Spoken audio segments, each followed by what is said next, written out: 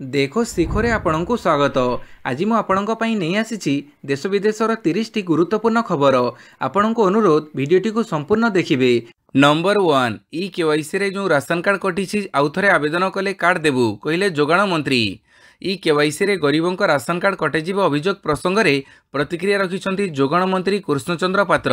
ମନ୍ତ୍ରୀ କହିଛନ୍ତି, ଇ-କେୱାଇସିରେ ଯେଉଁ ଗରିବଙ୍କର କାର୍ଡ଼ କଟିଛି ମୋତେ କୁହନ୍ତୁ, ଆମ ପାଖରେ ପର୍ଯ୍ୟାପ୍ତ କାର୍ଡ଼ ଅଛି, ଆମେ ନୂଆ ଲୋକଙ୍କୁ ଦେବୁ। ଯଦି ଗରିବଙ୍କ କାର୍ଡ଼ ଭୁଲରେ କଟିଯାଇଛି ଆଉ ଥରେ ଆବେଦନ କରନ୍ତୁ। ଆଉ ଥରେ ଆବେଦନ କଲେ ସର୍ଭେ କରିକି କାର୍ଡ଼ ଦେବୁ। ପାଖାପାଖି ଲକ୍ଷେ ଲୋକଙ୍କ ରାସନ କାର୍ଡ଼ କଟିଛି। ଇନକମ୍ ଟ୍ୟାକ୍ସ ଦେଉଥିବା ଭଲ ଚାକିରି କରୁଥିବା ଲୋକଙ୍କର କାର୍ଡ଼ କଟିଛି ବୋଲି ଯୋଗାଣ ମନ୍ତ୍ରୀ କହିଛନ୍ତି। ନମ୍ବର 2, ରଥଯାତ୍ରା ଯାଏଁ ବନ୍ଦ ରହିବ ରତ୍ନଭଣ୍ଡାର ମରାମତି। ଇଏସ୍ଆଇ ଓ ଶ୍ରୀମନ୍ଦିର ପ୍ରଶାସନ ମଧ୍ୟରେ ଗୁରୁତ୍ୱପୂର୍ଣ୍ଣ ବୈଠକ। ରଥଯାତ୍ରା ଯାଏଁ ବନ୍ଦ ରହିବ ରତ୍ନଭଣ୍ଡାର ମରାମତି। 29ରୁ ଜୁନ୍ 27 ଯାଏଁ ବନ୍ଦ ରହିବ ରତ୍ନଭଣ୍ଡାର କାମ। ରତ୍ନଭଣ୍ଡାର ମରାମତି ବୈଠକ ପରେ ମୁଖ୍ୟ ପ୍ରଶାସକ ଦେଲେ ସୂଚନା। 4 ମାସରୁ ଉର୍ଦ୍ଧ୍ୱ ସମୟରେ 193 ଘଣ୍ଟା 5 ମିନିଟ୍ର କାମ ହୋଇଛି। ଭିତର ରତ୍ନଭଣ୍ଡାର କାମ ପ୍ରାୟ ସରିଛି। ଚଟାଣ କାମ ବାକି ଅଛି। 29 ଏପ୍ରିଲ ଚନ୍ଦନ ଅଧିବାସ, 30 ଏପ୍ରିଲ ଅକ୍ଷୟ ତୃତୀୟା ନୀତି ଯୋଗୁଁ ବନ୍ଦ ରହିବ କାର୍ଯ୍ୟ। ବାହାର ଚନ୍ଦନ, ଭିତର ଚନ୍ଦନ, ସ୍ନାନ ପୂର୍ଣ୍ଣିମା, ଅନବସର ନୀତି ଥିବାରୁ ବନ୍ଦ ରହିବ ମରାମତି କାର୍ଯ୍ୟ। ଜୁନ୍ 27ରେ ଘୋଷଯାତ୍ରାରେ ଗଲେ 28 ତାରିଖରୁ ଆରମ୍ଭ ହେବ କାର୍ଯ୍ୟ। ନମ୍ବର 3, ଲଙ୍ଗ୍ ଟର୍ମ ଭିସା ଥିବା ପାକିସ୍ତାନୀ ହିନ୍ଦୁମାନଙ୍କୁ ଭାରତ ଛାଡ଼ିବାକୁ ପଡ଼ିବ ନାହିଁ। ଲଙ୍ଗ୍ ଟର୍ମ ଭିସା ବା ଏଲ୍ଟିଭିରେ ଥିବା ହିନ୍ଦୁଙ୍କ ପାଇଁ କଟକଣା କୋହଳ। ପାକିସ୍ତାନରୁ ଆସି ଏଲ୍ଟିଭିରେ ଥିବା ହିନ୍ଦୁଙ୍କର ଭିସା ରଦ୍ଦ ହେବନି। ଏନେଇ ଭାରତ ସରକାରଙ୍କ ପକ୍ଷରୁ ଜାରି ହେଲା ସ୍ପଷ୍ଟୀକରଣ। ପହଲଗାମ ଆତଙ୍କବାଦୀ ଆକ୍ରମଣ ପରେ ଭାରତ ପାକିସ୍ତାନୀ ନାଗରିକଙ୍କ ଭିସା ବାତିଲ କରିବାକୁ ନିଷ୍ପତ୍ତି ନେଇଥିଲା, ଯାହା ପାକିସ୍ତାନୀ ହିନ୍ଦୁମାନଙ୍କ ମଧ୍ୟରେ ଚିନ୍ତା ବଢ଼ାଇ ଦେଇଥିଲା। କିନ୍ତୁ ଏବେ ବୈଦେଶିକ ମନ୍ତ୍ରଣାଳୟ ଏକ ବଡ଼ ଘୋଷଣା କରି ସ୍ପଷ୍ଟ କରିଛି ଯେ ପାକିସ୍ତାନୀ ହିନ୍ଦୁମାନଙ୍କ ଭିସା ବାତିଲ କରାଯିବ ନାହିଁ। ଭାରତରେ ରହୁଥିବା ପାକିସ୍ତାନୀ ହିନ୍ଦୁ ସଂଖ୍ୟାଲଘୁ ସମ୍ପ୍ରଦାୟର ଲୋକମାନେ କୌଣସି ସମସ୍ୟାର ସମ୍ମୁଖୀନ ହେବେ ନାହିଁ। ମାନବିକତା ଦୃଷ୍ଟିରୁ ଏହି ପଦକ୍ଷେପ ନିଆଯାଇଛି। ଏହି ନିଷ୍ପତ୍ତି ସହିତ ହିନ୍ଦୁ ଶରଣାର୍ଥୀଙ୍କ ଉତ୍ତେଜନାର ଅନ୍ତ ଘଟିଛି। ନମ୍ବର 4, ମାନିଲେନି କଟକଣା। ଦୀଘା ଜଗନ୍ନାଥ ମନ୍ଦିରରେ ପହଞ୍ଚିଲେ ଦଇତାପତି। ପଶ୍ଚିମବଙ୍ଗର ଦୀଘାରେ ନବନିର୍ମିତ ଜଗନ୍ନାଥ ମନ୍ଦିରରେ ପୂଜାର୍ଚ୍ଚନା କାର୍ଯ୍ୟ ଆରମ୍ଭ କରାଯାଇଛି। ଆସନ୍ତା ଅକ୍ଷୟ ତୃତୀୟା ଅବସରରେ ଏହି ମନ୍ଦିର ପ୍ରତିଷ୍ଠା ହେବା ପୂର୍ବରୁ ପୂଜା କାର୍ଯ୍ୟରେ ଶ୍ରୀମନ୍ଦିର ଦଇତାପତିମାନେ ସାମିଲ ହୋଇଛନ୍ତି। ଦୀଘାରେ ଜଗନ୍ନାଥ ମନ୍ଦିର ପ୍ରତିଷ୍ଠା ହେବା ପୂର୍ବରୁ କଡ଼ା ସୁରକ୍ଷା ଭିତରେ ମନ୍ଦିରର ନୀତିକାନ୍ତି ଆରମ୍ଭ ହୋଇଛି। ଇସ୍କନ ଭକ୍ତମାନେ 56 ଭୋଗ ରନ୍ଧନରେ ସାମିଲ ହୋଇଥିବା ବେଳେ ପ୍ରାଣ ପ୍ରତିଷ୍ଠାରେ ପୁରୀ ଦଇତାପତି ନିୟୋଜିତ ହୋଇଛନ୍ତି। ପ୍ରାୟ 20 ଏକର ଜମିରେ ପୁରୀ ଜଗନ୍ନାଥ ମନ୍ଦିର ସଦୃଶ ନିର୍ମିତ ଦୀଘା ଜଗନ୍ନାଥ ମନ୍ଦିରରେ ପୂଜାର୍ଚ୍ଚନା ଆରମ୍ଭ ହୋଇଛି। ଆସନ୍ତା 30 ତାରିଖ ଦିନ ଅକ୍ଷୟ ତୃତୀୟା ଅବସରରେ ଏହି ମନ୍ଦିରର ପ୍ରତିଷ୍ଠା ହେବ। ଏଥିପାଇଁ କଡ଼ା ସୁରକ୍ଷା ଭିତରେ ମନ୍ଦିର ନୀତିକାନ୍ତି ସହ କଳସ ଯାତ୍ରା ଓ ଯଜ୍ଞ କାର୍ଯ୍ୟ ଆରମ୍ଭ ହୋଇଛି। ନମ୍ବର 5, ତାତିରେ ଲାଗିପାରେ ସାମୟିକ ବ୍ରେକ୍। ରାଜ୍ୟରେ କାଳବୈଶାଖୀ ବର୍ଷା। ରାଜ୍ୟରେ ଶନିବାର ତାତିରେ ପ୍ରକୋପ ଜାରି ରହିବ। ଝାରସୁଗୁଡ଼ା, ବୌଦ୍ଧ, ସମ୍ବଲପୁର ଓ ବଲାଙ୍ଗୀରରେ ଗ୍ରୀଷ୍ମ ପ୍ରବାହ ବଢ଼ିବ। ରବିବାରଠୁ ତାତିରେ ସାମୟିକ ବିରତି ଲାଗିବ। ଅଧିକାଂଶ ସ୍ଥାନରେ ଘଡ଼ଘଡ଼ି ସହିତ ବର୍ଷା ହେବ। ଉତ୍ତର ଓ ଦକ୍ଷିଣ ଓଡ଼ିଶାର କିଛି ସ୍ଥାନରେ 50ରୁ 60 କିଲୋମିଟର ବେଗରେ ପବନ ବହିପାରେ। ପାଣିପାଗ ବିଭାଗ ଏଭଳି ପୂର୍ବାନୁମାନ କରିଛି। 27 ତାରିଖ କାଳବୈଶାଖୀ ପ୍ରଭାବରେ ଅଧିକ ବର୍ଷା ହେବ। କୋରାପୁଟ, ଗଞ୍ଜାମ, ସୁନ୍ଦରଗଡ଼, ମୟୂରଭଞ୍ଜ, ବାଲେଶ୍ୱର, କେନ୍ଦୁଝର ଓ ଭଦ୍ରକରେ ଅପରାହ୍ନରେ ଝଡ଼ ବର୍ଷା ଆଶଙ୍କା ଅଛି। ମାଲକାନଗିରି, ରାୟଗଡ଼ା, ଗଜପତି, କନ୍ଧମାଳ, କଳାହାଣ୍ଡି, ନବରଙ୍ଗପୁର, ନୟାଗଡ଼, ନୂଆପଡ଼ା, ବଲାଙ୍ଗୀର, ବରଗଡ଼, ସୋନପୁର, ବୌଦ୍ଧ, ଅନୁଗୁଳ, ଢେଙ୍କାନାଳ, ଯାଜପୁର, ଦେବଗଡ଼, ସମ୍ବଲପୁର ଓ ଝାରସୁଗୁଡ଼ାରେ ଘଡ଼ଘଡ଼ି ଓ ବର୍ଷା ସହିତ 40 କିଲୋମିଟର ବେଗରେ ପବନ ବହିପାରେ। ନମ୍ବର 6, ପୁଷ୍ପାଳକ ସେବକଙ୍କୁ ବାସନ୍ଦ ପାଇଁ ଚେତାବନୀ। ଦୀଘା ଜଗନ୍ନାଥ ମନ୍ଦିର ପୂଜାରେ ଯୋଗ ଦେବାକୁ ମନା। ସୁଆର ମହାସୁଆର ପରେ ପୁଷ୍ପାଳକ ସେବକଙ୍କୁ ମିଳିଛି ବାସନ୍ଦ ଚେତାବନୀ। ଦୀଘା ଜଗନ୍ନାଥ ମନ୍ଦିର ଆରତୀ ପୂଜାରେ ଯୋଗ ଦେଲେ ସେମାନଙ୍କୁ ନିଯୋଗ ବିରୋଧୀ କାର୍ଯ୍ୟ ଅଭିହିତ କରାଯାଇ ବାସନ୍ଦ କରାଯିବ। ପୁଷ୍ପାଳକ ନିଯୋଗ ପକ୍ଷରୁ ସମସ୍ତ ପୁଷ୍ପାଳକ ସେବକଙ୍କୁ କଡ଼ା ନିର୍ଦ୍ଦେଶ ଦିଆଯାଇଛି। ଶ୍ରୀମନ୍ଦିର ପୁଷ୍ପାଳକ ନିଯୋଗ ସମ୍ପାଦକଙ୍କ ଦସ୍ତଖତରେ ଶନିବାର ଏହି ନିର୍ଦ୍ଦେଶ ଜାରି କରାଯାଇଛି। ନିକଟରେ ସୁଆର ମହାସୁଆର ସେବକଙ୍କ ମଧ୍ୟ ବାସନ୍ଦ ପାଇଁ ଚେତାବନୀ ହୋଇଥିଲା।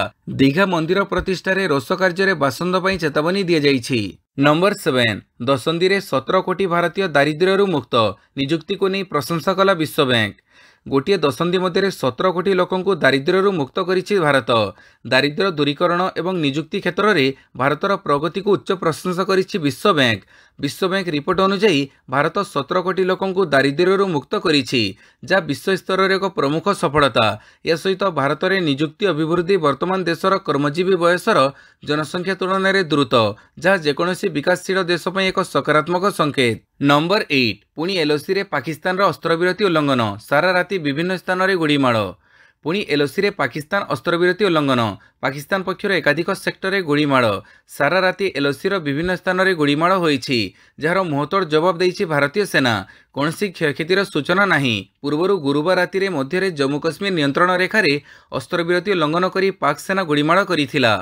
नंबर 9 पीओके को भारतर अंश करिवार समय आसी जाइछि कहिले मुख्तार अब्बास नकवी पूर्वतन केंद्र मंत्री मुख्तार अब्बास नकवी शनिवार एक विवृत्ति देइछंती तांको विवृत्ति रे से कहिछंती जे स्वाधीनतार अमृत काल रे 31 वर्ष पूर्वे संसद द्वारा गृहीत प्रस्ताव को पूरण करिवार समय आसीछि जोथिरे कह जाइथिला जे पीओके भारतर एक अंश एवं एहाको पाकिस्तान रो अवैध कब्जारू मुक्त करिबाको पड़िबो। मुख्तार अब्बास नकवीको कार्यालय पक्षरु ए संपर्क रे एक प्रेस रिलीज जारी होईछि। नंबर 10 पहलगाम घटना को कड़ा भाषा रे निंदा कला जातिसंघ सुरक्षा परिषद जम्मू कश्मीर पहलगाम रे होइतिबा आतंकवादी आक्रमण को कड़ा भाषा रे निंदा कला जातिसंघ सुरक्षा परिषद ए निंदनीय आतंकवाद कार्यर अपराधी आयोजक एवं प्रायोजकों को दायी करी पीड़ितों को न्याय प्रदान करिवार आवश्यकता उपरे गुरुत्व देइछि यूएनएसी। घटना घटिबार 4 दिन पर शुक्रवार 15 देशर जातिसंघ सुरक्षा परिषद शुक्रवार एक प्रेस विवृत्ति जारी करिछि जोथिरे आतंकवादर सबु रूप अंतर्जातीय शांति एवं सुरक्षा प्रति सबुठारु बड़ विपद मध्यरु गोटिए बोली संघ दोहरेइछि। नंबर 11 पछरु हटिला टीआरएफ पहलगाम अटैक मामला रे बदलिला निष्पत्ति पहलगाम रे होइतिबा आतंकवादी आक्रमण रे 29 जन भारतीयों मुंड गड़ीछि आक्रमण पछरे निजको दायी करिथिला द रेजिस्टेंट फ्रंट बा टीआरएफ भारतर कार्यानुष्ठान पर पछको हटिछि द रेजिस्टेंट फ्रंट घटना रे संपृक्ति थिबा दाबी को प्रत्याहार करि नैछि आ स्पष्ट करिछि कि आक्रमण पछरे तार हाथ नाही। टीआरएफ पहलगाम आक्रमण निजको दूरेई रखी एक विवृत्ति जारी करिछि पोस्ट रे कहिछि जे द रेजिस्टेंट फ्रंट पहलगाम घटना रे संपृक्ति को स्पष्ट भाव में अस्वीकार करुछि। विवृत्ति रे टीआरएफ कहिछि जे हमर डिजिटल प्लेटफॉर्म को हैक करा जाइथिला आक्रमणर दायित्व नहीं एक वार्ता पोस्ट करा जाइथिला। नंबर 12 जामा मस्जिद रु पाकिस्तान को कड़ा वार्ता भारतीय मुसलमान को शत्रु पाकिस्तान पहलगाम रे होइतिबा आतंकवादी आक्रमण नहीं समग्र देश में तीव्र प्रतिक्रिया प्रकाश पाइछि। मुस्लिम संप्रदाय पाकिस्तान प्रायोजित बर्बर आतंकी आक्रमणर घोर निंदा करिछि। काली दिल्लीर ऐतिहासिक जामा मस्जिद रु पाकिस्तान को कड़ा जवाब दिया जाइछि। शुक्रवार नमाज पर शह शह मुसलमान आतंकवाद विरोध में लड़िबा पई स्वर उत्तोलन करने सह पाकिस्तान भारतीय मुसलमान शत्रु बोली कहिसंती। शताधिक मुसलमान हाथ में त्रिरंग पाकिस्तान मुर्दाबाद पोस्टर धरी निजर भावना प्रकाश करथिले। जामा मस्जिद रु कह जाइथिला जी आम देश पर खराब नजर रखिबो ताहाको बर्बाद कर दिया जिवो सरकार जेते शीघ्र संभव कठोर निष्पत्ति नेबा दरकार। नंबर 13 पहलगाम आतंकी आक्रमण रे मृत प्रशांतों घरे एनआईए टीम बालेश्वर में पहुंची जातीय तदंतकारी संस्था एनआईए टीम एनआईए एक 3 जणिया टीम बालेश्वर जिला रेमुणा ईशाणी ग्राम में पहुंची। ईशाणी ग्रामर प्रशांत कुमार शतपथी जम्मू कश्मीर पहलगाम आतंकवादी आक्रमणर शिकार होइथिले। बालेश्वर ईशाणी गाँव में थिबा प्रशांतों स्त्री एवं पिलांको पचराउचरा करुछि जातीय तदंतकारी संस्था। बंद कोठरी भितर 3 जणिया टीम स्त्री सह 1 घंटा धरी आलोचना जारी रखिछि। निज पत्नी पुओं सहित प्रशांत पहलगाम रे छुट्टी काटुथिबा समय आतंकवादी माने गुड़ी करी हत्या करिथिले। एही घटनार तदंत पई एनआईए टीम ईशाणी रे पहुंची। टीम प्रशांतों पत्नी को पचराउचरा करिवो। घटना समय कौन किपरि दृश्य थिला तार जांच करिवे अधिकारी माने। नंबर 14 पहलगाम आतंकवादी आक्रमण को नहीं सुलता देवों विवादीय बयान तेजिला राजनीति पहलगाम रे आतंकवादी आक्रमण में 26 जन पर्यटकों मृत्यु होइथिला। यहाको नहीं बीजेडी नेत्री तथा ओडिशार राज्यसभा सांसद सुलता देवों विवादीय मंतव्य राज्य राजनीति को सरगरम कर एथिପାଇଁ तांको तीव्र समालोचना मध्य करा जाउछि। धर्म पचारि आतंकवादी माने लोकों को गोड़ी मारिथिबा कह जाउथिला जहाको नहीं सुलता प्रश्न उठाई कहिथिले एते कम समय मध्य धर्म पचारि गोड़ी मारी हेबनी आतंकवादी माने कौनसी धर्म किंबा जाति सह बंधा नुहे। तांकर एही बयान पर वर्तमान राजनीति सरगरम होई पड़िछि। यहाको बीजेपी नेता तथा आईन मंत्री पृथ्वीराज हरिचंदन कड़ा निंदा करिथिबा बेले तांको निज दलर बीजेडीर नेता माने मध्य तांकर एही मंतव्य को कड़ा निंदा करिसंती। नंबर 15 ओडिशा रे रहुथुबा पाकिस्तानी प्रत्यर्पण प्रक्रिया आरंभ होईछि कहिले आईन मंत्री। जम्मू काश्मीर पहलगाम आतंकवादी आक्रमण पर सबुठी थरहर पाकिस्तान विरोध में कूटनैतिक युद्ध घोषणा करिछि भारत। फल भारत छाड़ा पाकिस्तान नागरिकों को निर्देश दि जाइछि। तेबे ओडिशा रे रहुथिबा पाकिस्तानी को तांको देश को प्रत्यर्पण करने प्रक्रिया आरंभ होइछि बोली आईन मंत्री पृथ्वीराज हरिचंदन कहिसंती। से कहिसंती ओडिशा प्रति कोनोसी विपद नाही, समस्त को चिन्हट करा जाइछि, जहाँ भी सुरक्षा व्यवस्था आपणैबा कथा आपण जाइछि बोली आईन मंत्री कहिसंती। नंबर 16 भारत को खोला धमक देला पाकिस्तान, मुहतोड़ जवाब देबू कहिले पाक पीएम। सिंधु जल चुक्ति नामक बातिल करिछि भारत, जहाँ पाकिस्तान को सबुठ बड़ झटका देइछि। भारतर एही निष्पत्ति रे पाकिस्तान को एबे टोपाए पानी पाइबनी। भारतर एही निष्पत्ति को नहीं चिहिंकी उठिछि पाकिस्तान, आउ भारत को देइछि धमक। Pakistan military academy Parsi out parade को संबोधित करने समय पाक प्रधानमंत्री शाहबाज शरीफ भारत को धमक देइछंती। से कहिछंती आमे भारतर प्रत्येक आक्रमणर जवाब देबू। पूर्वरु पूर्वतन पाकिस्तान वैदेशिक मंत्री एवं पाकिस्तान पीपुल्स पार्टी मुख्य बिलावल भुट्टो जरदारी सिंधु जल चुक्ति नाम पर भारत को सीधासड़क धमक देइथिले। नंबर 17 बीएसएफ रो आदेश पर बॉर्डर निकटरू फसल अमल आरंभ। पहलगाम आतंकवादी आक्रमण पर भारत और पाकिस्तान मध्य उत्तेजना बढ़िबारे लागिछि। जम्मू काश्मीर अंतरराष्ट्रीय सीमा और नियंत्रण रेखा को लागि करिथिबा गाँ गुड़िकरे लोकों को सतर्क करा जाइछि। बीएसएफ आदेश रे ग्रामवासी माने निज निजर बंकर को सफा करने सहित जमीरु फसल को अमल करिबारे लागि पड़िछंती। नंबर 18 ईरान रो विमान बंदर रे भयंकर विस्फोरण, 10 मृत 400 रु अधिक लोक आहत। अमेरिका सह नुआ परमाणु चुक्ति को नहीं चर्चा भितर ईरान रे भयंकर विस्फोरण होइछि। ईरान रे एक बंदर रे विस्फोरण होइथिबा जणा पड़िछि। एथिरे 10 जनकर मृत्यु होइथिबा बेले प्राय 400 रु अधिक लोक आहत होइथिबा खबर सामना को आसुछि। सरकारी मीडिया अनुसार शनिवार ईरान रो अब्बास सहर रे शाहिद राजाई बंदर रे भयंकर विस्फोरण होइछि। एथिरे किछि लोकंक मृत्यु होइथिबा आशंका करा जाउछि। नंबर 19 सेना अभियान रो लाइव रिपोर्टिंग करनी, मीडिया को केंद्र सरकारक मार्गदर्शिका। पहलगाम आतंकवादी आक्रमण पर भारत और पाकिस्तान मध्य उत्तेजना बढ़ी जाइछि।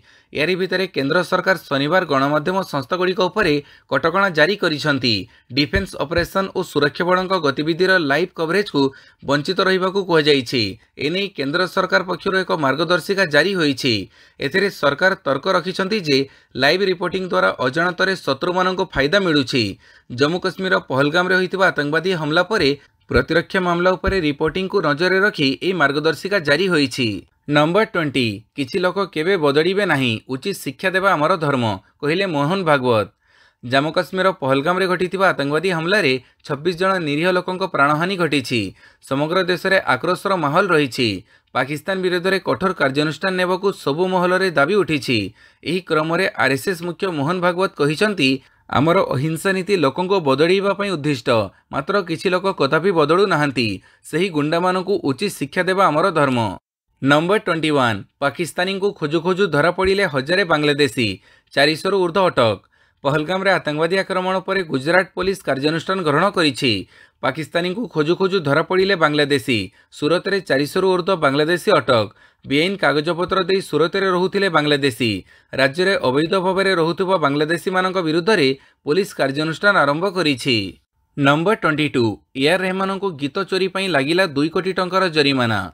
प्रसिद्ध म्यूजिक डायरेक्टर और फिल्म निर्माता कंपनी माड्रास टॉकीज पुणी थे विवाद रे। फिल्म पेनियम सिल्वम 2 रो गीत एवं कॉपीराइट एक्ट रे फसिछि। ए मामले रे दिल्ली हाईकोर्ट राय दे एआर रहमान और माड्रास टॉकीज को 2 कोटी टंका जरिमाना पैठ करने को निर्देश देइछंती।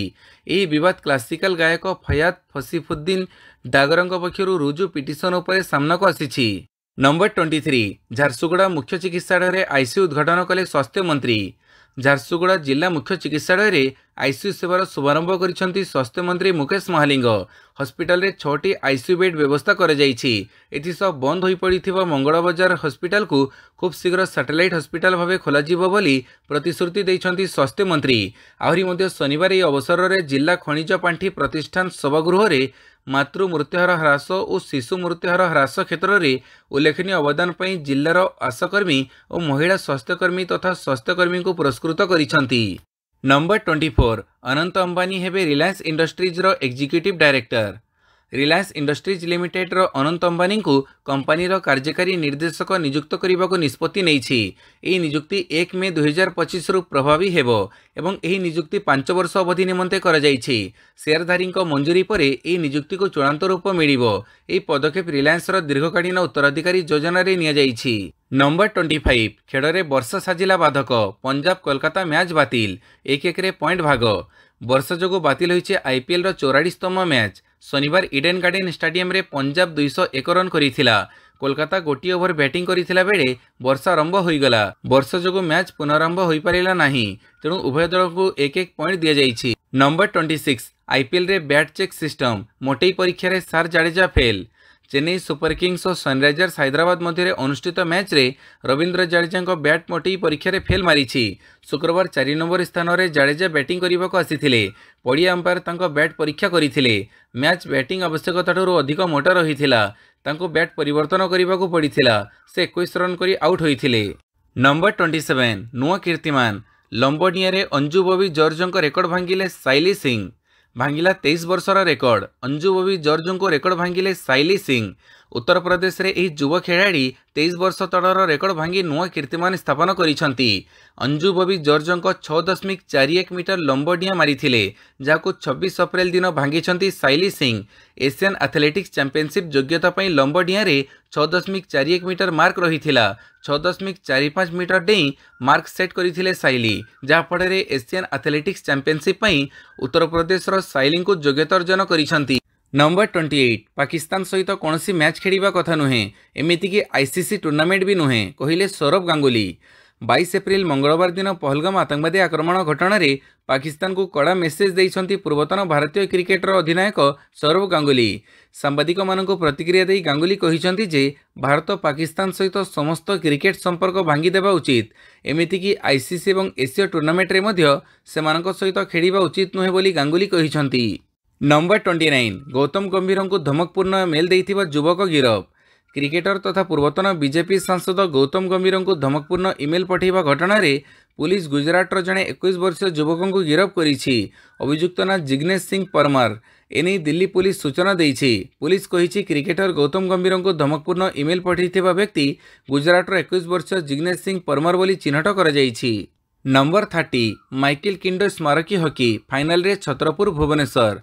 भुवनेश्वर हॉकी क्लब ट्रस्ट और हॉकी एसोसिएशन ऑफ ओडिशा मिलित आनुकूल्य रे स्थानीय कलिंग स्टेडियम रे चलिथिबा माइकेल किंडो स्मारकी युव हॉकी प्रतियोगितार फाइनल रे एसटीसी छत्रपुर भेटिबा आयोजक बीएसटीसी को शनिवार एसटीसी छत्रपुर और जीआर रणपुर मध्य खेला जाइथिबा प्रथम सेमीफाइनल रे 1-1 गोल रे शेष ओवर शूटआउट रे छत्रपुर 2-1 रे बाजी मारी नैथिला।